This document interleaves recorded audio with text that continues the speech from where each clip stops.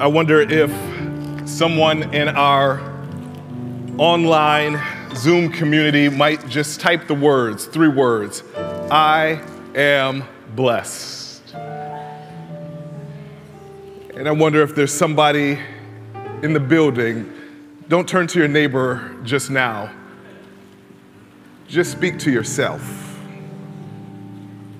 Because I believe that some of you have been through the fire and been through the flood, has had your ups and your downs. Sometimes it feels like your back is up against the wall and you don't know where to turn, and it's easy to get discouraged. So maybe just whisper to yourself, I am blessed. I am blessed. Because God made you a promise. You stood the test.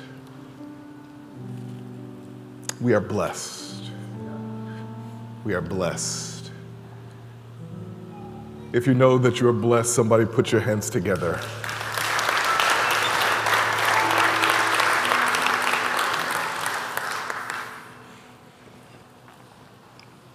I would not know where to look if I wanted to find that little red Bible that I received at my confirmation of my baptism.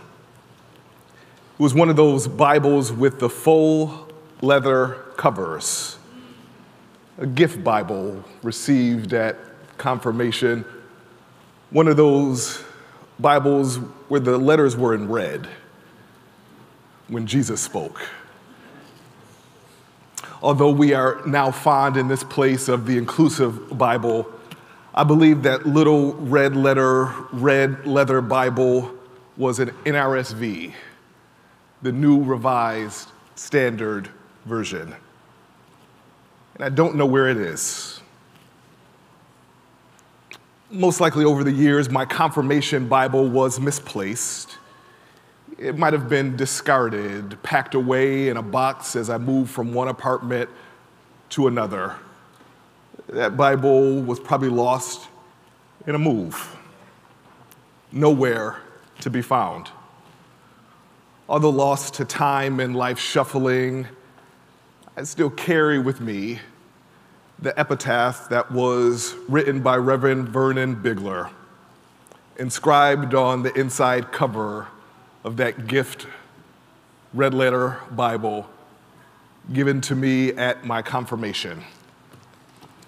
If I close my eyes, I can almost see the inscription in Reverend Bigler's cursive handwriting. Ballpoint pen, I think it was blue. Reverend Bigler was an unlikely pastor for my home church in Buffalo, New York. He was an older white man, and my home church was almost entirely black. He was retired from full-time ministry and was called to become our pastor, albeit on an interim basis, during a very delicate time in our congregation's life. I don't really recall the precise circumstances that brought Reverend Bigler to our little brick church at 657 Best Street, at the corner of Herman in Buffalo, New York, just off the 33 Expressway across from the Museum of Science. I don't remember what brought him to the church, just as I don't quite recall what happened to that little Bible. But I do remember the words that were inscribed on the inside cover of that red leather Bible. He said, please accept this gift and commit the Beatitudes to your memory. Inscribe them upon the tablets of your heart. And if you follow them, you will never go astray. Blessed are the poor in spirit, for theirs is the kingdom of heaven. Blessed are those who mourn, for they shall be comforted. Blessed are the meek, for you will inherit the earth. Blessed are you who hunger and thirst for righteousness' sake, for you will be filled. Blessed are the merciful, for you shall receive mercy. Blessed are the pure in heart, for you shall see God. Blessed are the peacemakers, for you shall be called children of God. Blessed are you when you are persecuted for righteousness' sake, for yours is the kingdom of heaven. Blessed are you when people utter all types of false things against you in my name, says our God. Rejoice and be glad. For just as they persecuted the prophets before you, so will they also persecute you. Turn to your neighbor and say, I am blessed. I'm grateful for Reverend Bigler for the reminder that when so many things are lost, our peace can be found in the one who loves us into freedom and who reminds us and calls us by name and whispers to us, we are blessed. These Beatitudes are the beginning of Jesus' Sermon on the Mount, a grand teaching about all sorts of things, of loving neighbor, of being resilient in the midst of persecution, in staying the course, in remembering that in the midst even of darkness, there is light that continues to speak and illumine our paths. The Beatitudes come from a Latin word which just simply mean blessed, happy, joyful are you who find their joy in the Lord. It seems to me that for the season ahead, we need to be reminded as we find ourselves in between conventions, Republican and Democratic, as we find ourselves still trying to make sense and meaning of assassination attempts, calls to step aside, there is extraordinary uncertainty, and it feels as if democracy itself hangs in the balance. And anxiety, it mounts. And we feel the weight of this moment even in our shoulders, in our bodies, and amidst it all.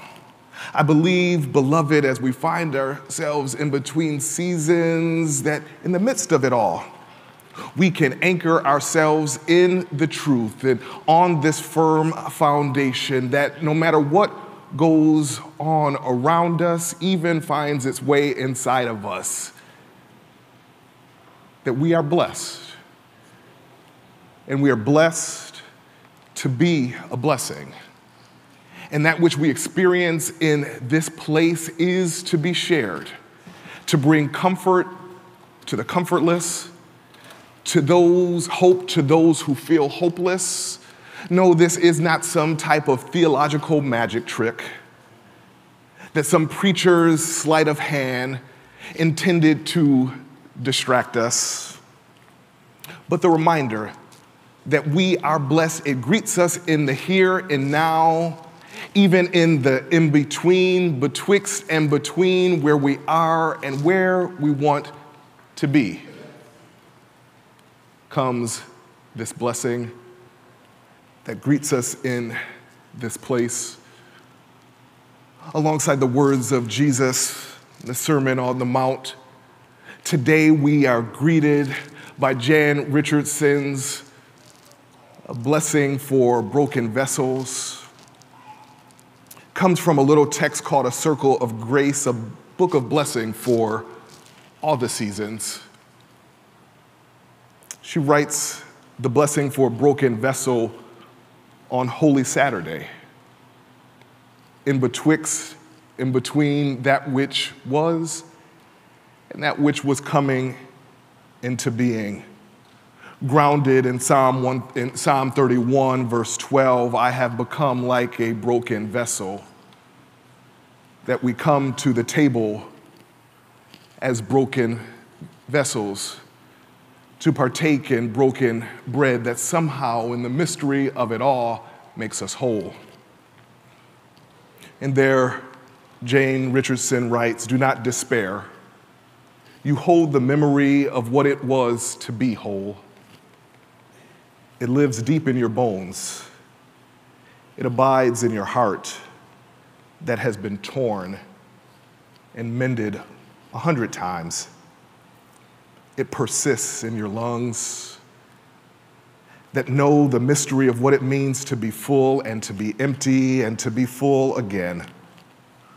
I am not asking you to give up the grip on the shards you clasp so close to you, but to wonder what it would be like for those jagged edges to meet each other in some new pattern, a pattern that you have never imagined, that you have never dared to dream." Yes, beloved, we live in a world of forgetting, in a world of misplaced things that are lost. Still might there be words that have been spoken not with lips of clay or written with ink that fades away, but rather may these words be written upon the tablets, inscribed upon the tablets of our hearts, that when exterior things fade away, we turn inside and hear the voice of the one who whispers to us, "You are loved. You are blessed." And in conclusion, we hear the words not only of Jan and of Jesus, but also from a living prophet among us. Beatitudes for this new season, as we find ourselves in between seasons, but remain steadfast on that blessed assurance, the story and song that we sing. Pastor Nadia Boltz-Weber offers these words, a blessing to us. Blessed are the agnostics. Blessed are those who doubt, those who aren't sure, those who can still be surprised. Blessed are those who have nothing to offer. Blessed are they for whom death is not an abstraction. Blessed are they who have buried their loved ones, for whom tears could fill an ocean. Blessed are they who have loved enough to know what loss feels like. Blessed are those who don't have the luxury of taking things for granted anymore. Blessed are they who can't fall apart. Blessed are they who have to keep it together for everyone else. Blessed are those who still aren't over it yet, and those who mourn. Blessed are those who no one else notices. The kid who sits alone at middle school lunch tables, the laundry guys at the hospital, the sex workers, the night shift street sweepers. Blessed are the forgotten. Blessed are the closeted. Blessed are the unemployed, the unimpressive, the underrepresented. Blessed are the wrongly accused, the ones who never catch a break, the ones for whom life is hard, for Jesus chose to surround himself with people like them. Blessed are those without documentation, are the ones without lobbyists. Blessed are those who make terrible business decisions for the sake of people. Blessed are the burned out social workers and the overworked teachers and the pro bono case takers. Blessed are the kids who step between the bullies and the weak. Blessed is everyone who has ever forgiven, even when they didn't deserve it. Blessed are the merciful, for they totally get it. You are of heaven, and Jesus blesses you So as we come to the table this day, in a world of forgetting and of lost things, we come to a table where broken things and shards of discarded fragments come back together again. And we remember. We remember in a world of forgetting who we are and whose we are.